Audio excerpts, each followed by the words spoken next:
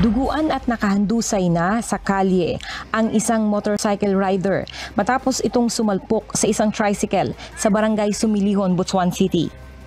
Walang malay ang driver ng motorsiklo nang lapitan ito ng isang rescuer upang suriin ang kalagayan nito.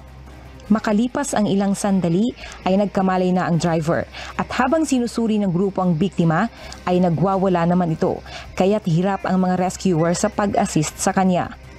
Kinilala ang driver ng motorsiklo na si Ricky Ortega, 35 years old.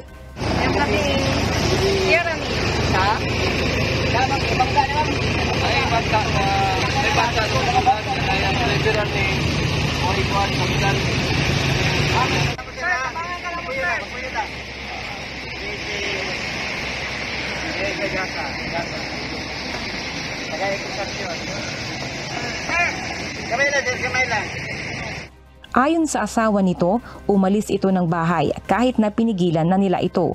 Nagtamo si Ortega ng pamamaga sa dalawang talukap ng mata na kaagad namang nilapatan ng first aid ng UNTV News and Rescue Team.